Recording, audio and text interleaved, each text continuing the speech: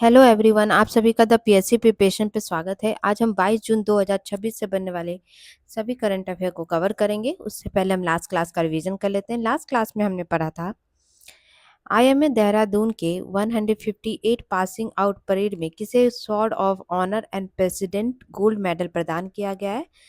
विशाल कुमार को। किस राज्य के बिहू पेपा करबी एंगलोंग हैंडलूम बांस शिल्प और देवरी हैंडलूम को जीआई टैग प्रदान किया गया है? आसाम का। वर्ल्ड क्रोकोडाइल डे कब मनाया जाता है? 17 जून को। टाइम्स मैगजीन के द्वारा जारी 100 most influential people in sports 2026 में शामिल एकमात्र भारतीय महिला खिलाड़ी कौन है? स्मृति मंथाना। न्यू डेवलपमेंट बैंक में शामिल होने वाला 10वां और पहला मध्य एशियाई देश कौन बना है? उज्बेकिस्तान।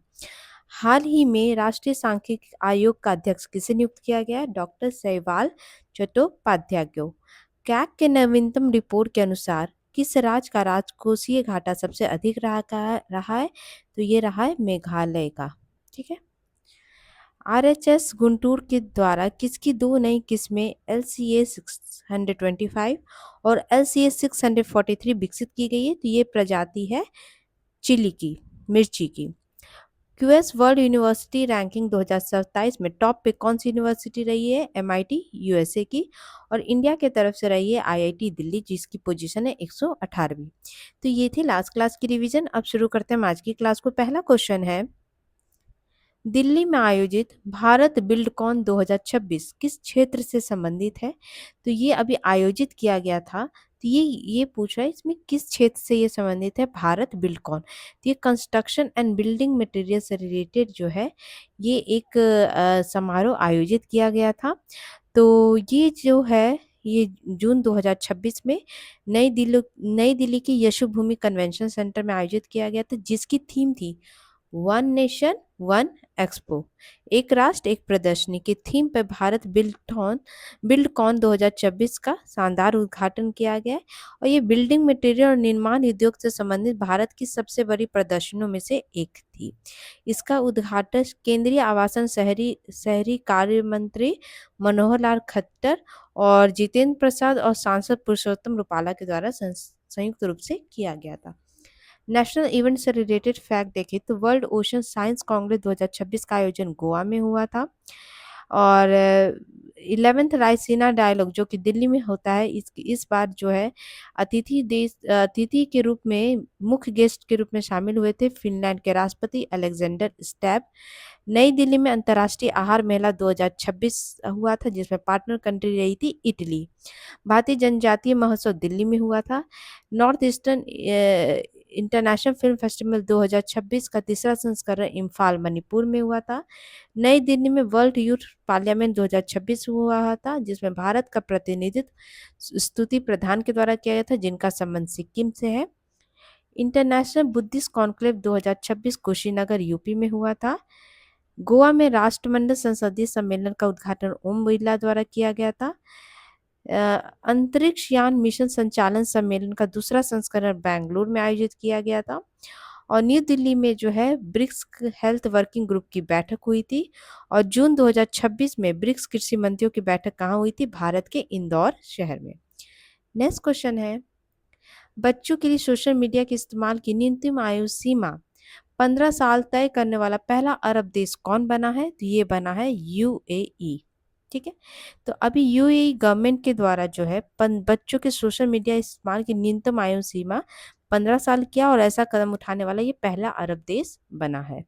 और इसमें जो उम्र की पुष्टि के लिए सिर्फ जो है डेट ऑफ बर्थ मान्य नहीं होगा, इसके बजाय AI आधारित तकनीक और डिजिटल ID चेक का इस्तेमाल करना अनिवार्य किया गया है।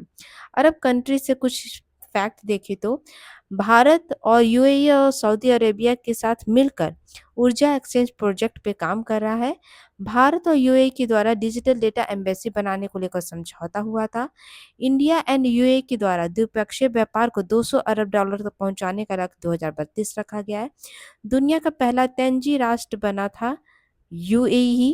ओपेक एंड ओपेक प्लस से बाहर निकलने वाले जो देश घोषित हुआ था, वो निकलने की घोषणा की गई थी, वो UAE के द्वारा ही किया गया था। सऊदी अरब को उत्तर से दक्षिण तक पैदल पार करने वाली पहली महिला बनी थी Alice Morrison.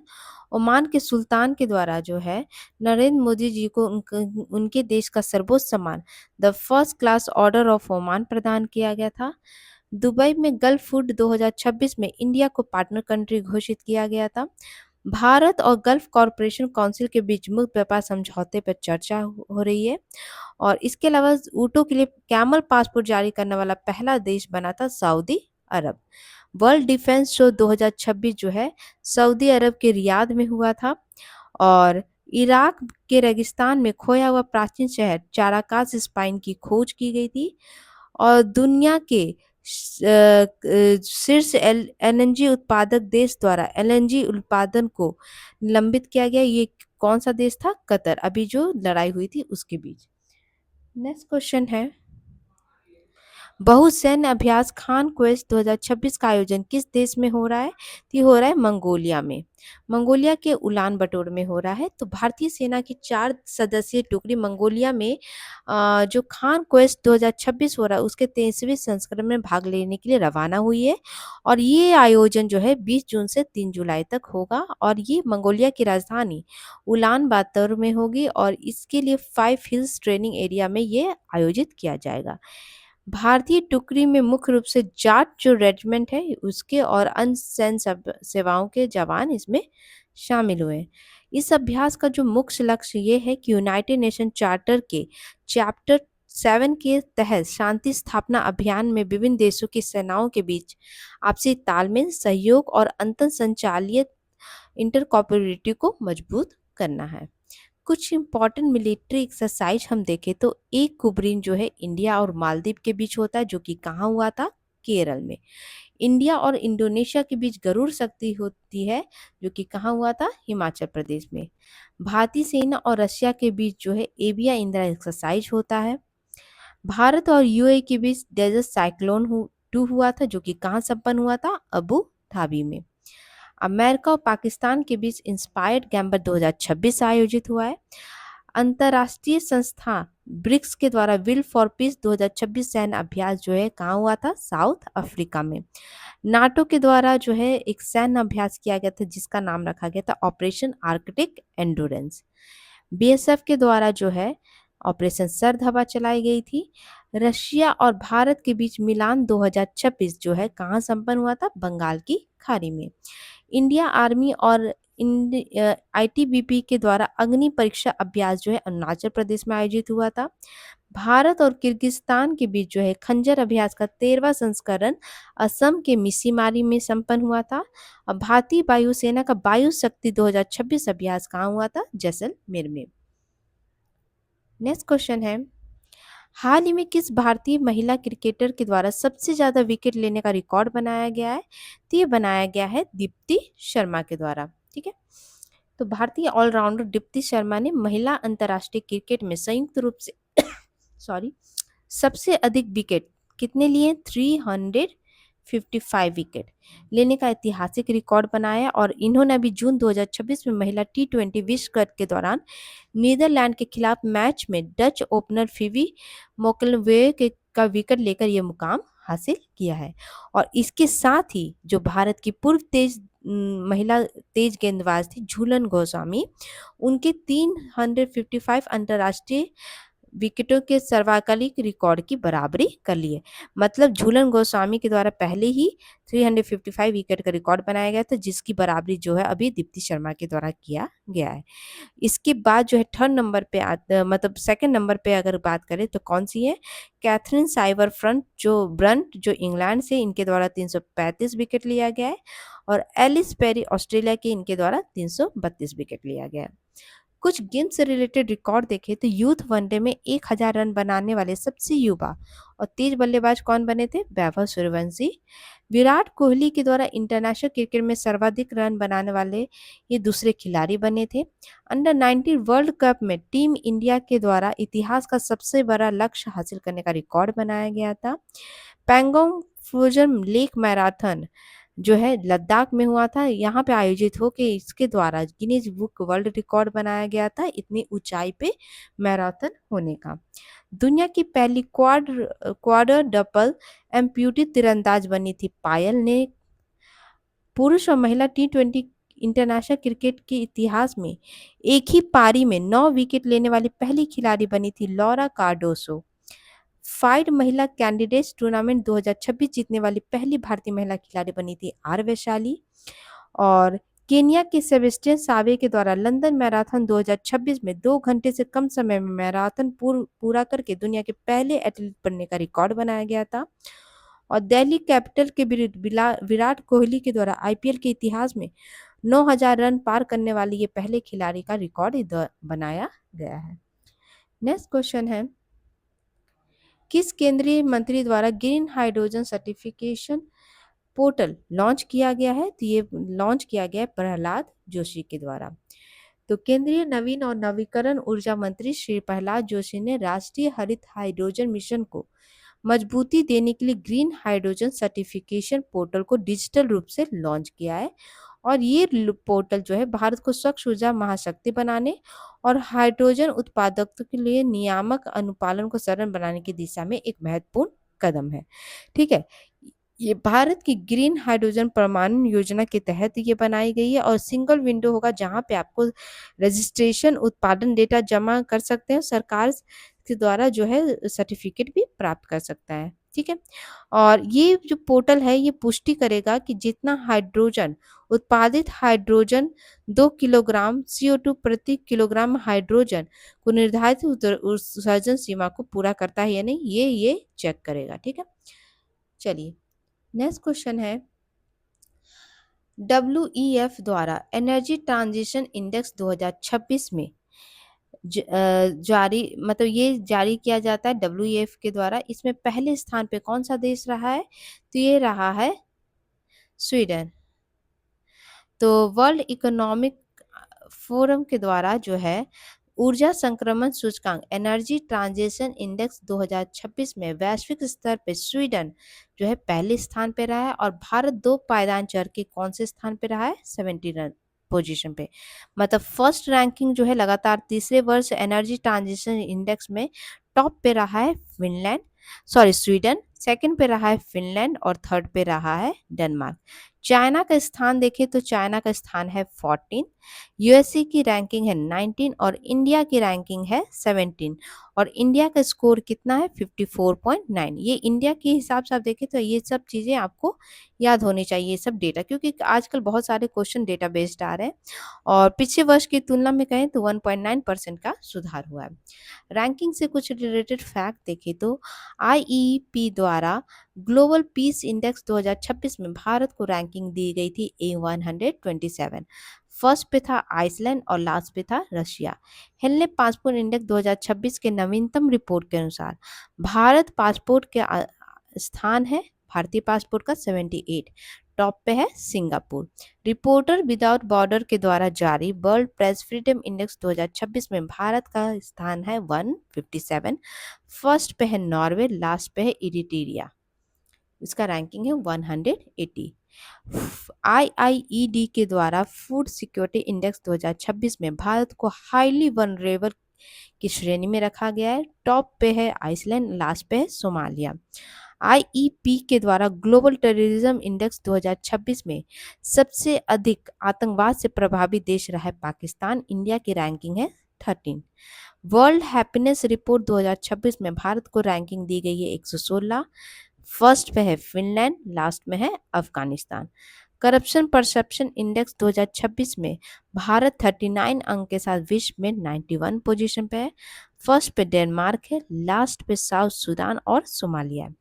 Fire power index 2026 में भारत की रैंकिंग 4th है, फर्स्ट पे अमेरिका, फिर रशिया और फिर चाइना है। चलिए नेक्स्ट क्वेश्चन है, किस संगठन के द्वारा सोफिया 2026 रिपोर्ट जारी किया गया है? तो ये जारी किया जाता है फूड एग्रीकल्चर ऑर्गेनाइजेशन के द्वारा। ठीक है, तो खाद्य एवं कृषि संगठन FAO के द्वारा द स्टेट ऑफ सोफिया का फुल फॉर्म है the state of world fishery and aquaculture 2026 report वैश्विक मत्स्य पालन और जलीय कृषि के रुझानों को दर्शाती है।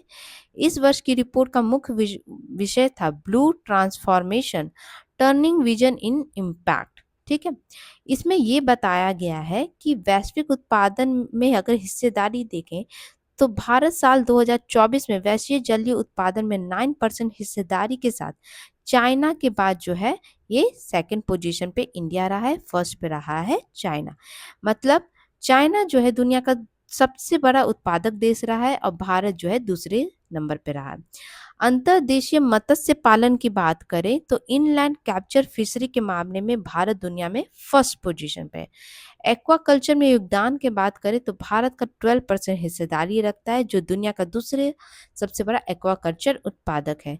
दुनिया का लगभग 82% एक्वाकल्चर उत्पादन सिर्फ 5 देशों से, वो है चाइना, भारत, इंडोनेशिया, वियतनाम और बांग्लादेश। ठीक है, चलिए नेक्स्ट क्वेश्चन है, प्रधानमंत्री नरेंद्र मोदी जी के द्वारा किस राज्य के झारसुगड़ा जिला में भारत का पहला कोयला से अमोनिया नाइट्रेट परियोजना की आधारशिला रखी गई है?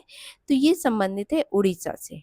ठीक है, तो उड़ीसा के झारसुगड़ा जिले में जो है भारत की पहली व्यावसायिक स्तर की कोयला से अमोनिया नाइट्रेट परियोजना की आधारशिला रखी गई है और इसकी कुल लागत है 25,016 करोड़ रुपए की लागत है इस प्रोजेक्ट की। और इसका निर्माण कर रहा है Bharat coal gasification and chemicals limited के द्वारा विकसित किया जा रहा है, जो भेल और कोल इंडिया लिमिटेड का एक संयुक्त उद्गम है। ठीक है, मतलब भेल और कोल इंडिया को मिलाकर जो है एक कंपनी बनाई गई है BCGCI। ठीक है, इसके द्वारा की जा रही है। इससे क्या होगा, भारत जो वर्तमान में भारी मात्रा में रसायन का आयात करता है, इस घरेलू उत्पादन से विदेशों से जो है निर्भरता घटेगी और इस प्रक्रिया के तहत पारंपरिक रूप से कोयला जलाने के बजाय उसे सिंथेसिस गैस में बदला जाता है, जो पर्यावरण के लिहाज से अधिक स्वच्छ है।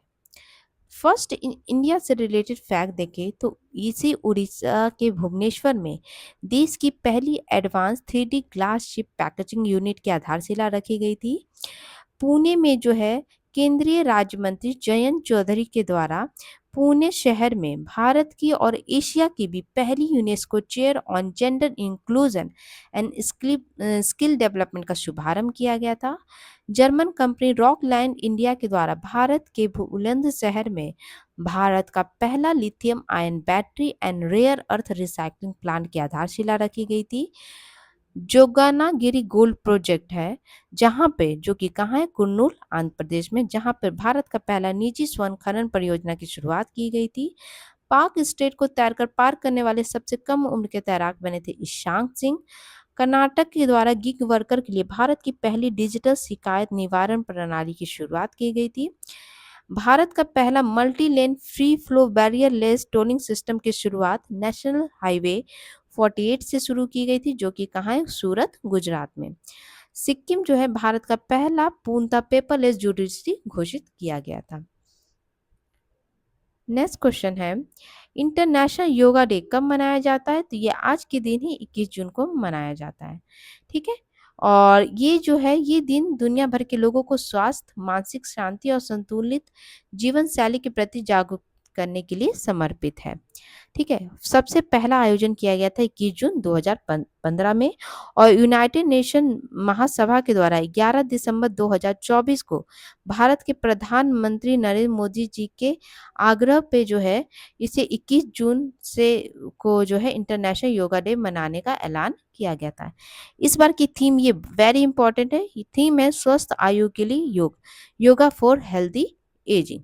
ठीक है, इंपॉर्टेंट डे देख लें जून से, तो 1 जून को बनाया गया था वर्ल्ड मिल्क डे, 3 जून को वर्ल्ड बाइसिकल डे, 5 जून को वर्ल्ड एनवायरनमेंट डे, 8 जून को बनाया गया था वर्ल्ड ओशन डे, 12 जून को world day against child labour मनाया जाता है, 14 जून को मनाया गया था वर्ल्ड ब्लड डोनर डे, जिसकी थीम थी one drop of humanity give blood save life.